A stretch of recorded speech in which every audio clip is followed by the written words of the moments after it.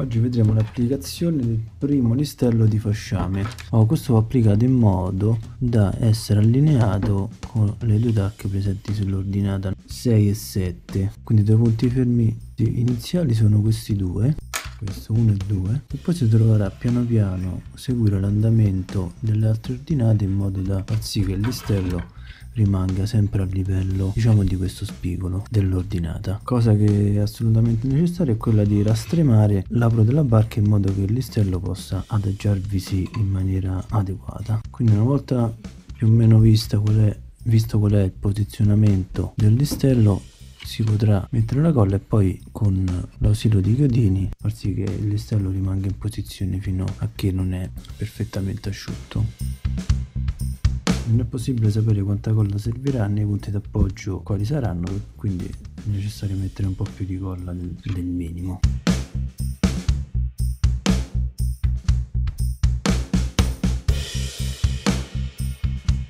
Non è detto, come in questo caso, che il listello appoggi su tutta l'ordinata. Questo perché la precisione del modello in legno ovviamente non è come quella del modello reale. Quindi potrebbe capitare che il listello non poggi completamente. Se si presentasse questo caso è bene lasciarlo morbido. Posso decidere di lasciare una curvatura più armoniosa oppure fare una prova più affusolata. Sceglierò la seconda opzione.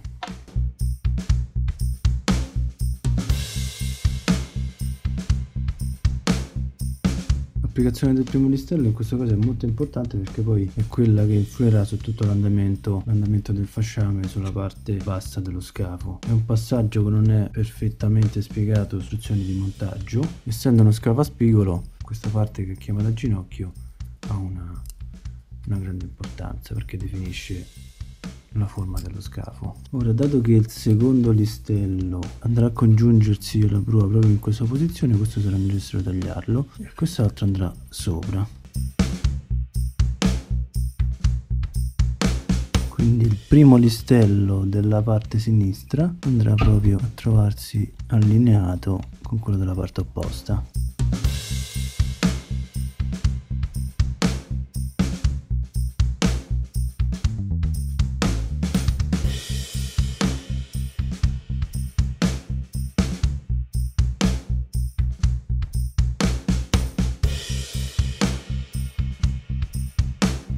Vediamo il posizionamento di questo listello che dovrà essere al centro dello scafo.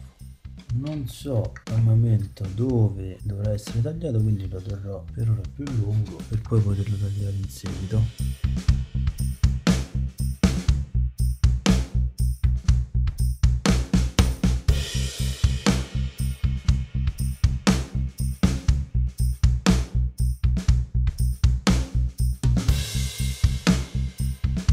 Quindi posizionato questo listello arriva il momento di iniziare con il fasciame. Qui ho voluto anche fare questo taglio che genera uno spazio che permetterà, se eventualmente ci sarà dell'acqua, di poterla far scorrere fino ad un punto dove sarà più facile raccoglierla. Questo non influisce sulla posa del fasciame perché comunque i listelli sono abbastanza larghi. Adesso ci sono due problematiche da risolvere, una è questa, di tagliare questo listello nel punto giusto. L'altro problema è, diciamo, costruttivo, in quanto due listelli che si appoggiano uno all'altro in questo modo appoggeranno sullo spigolo più in basso, quindi questo e questo.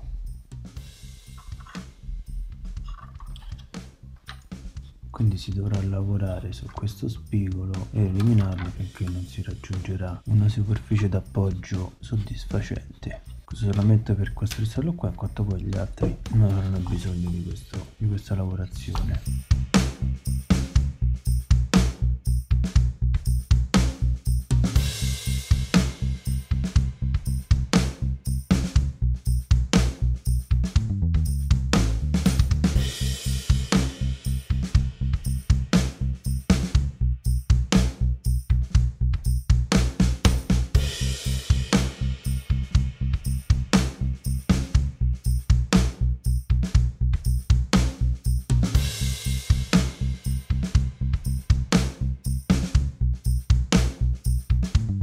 Quindi, dato che questo listello dovrà andare a toccare la chiglia, inizierò a tagliare qui.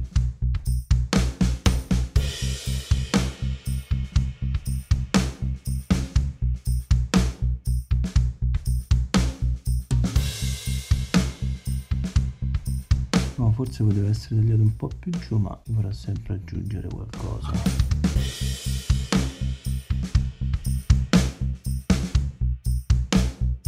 Quindi l'andamento sembra abbastanza buono, quindi direi che si può incollare. Poi in seguito si potranno prendere provvedimenti in questa zona qui.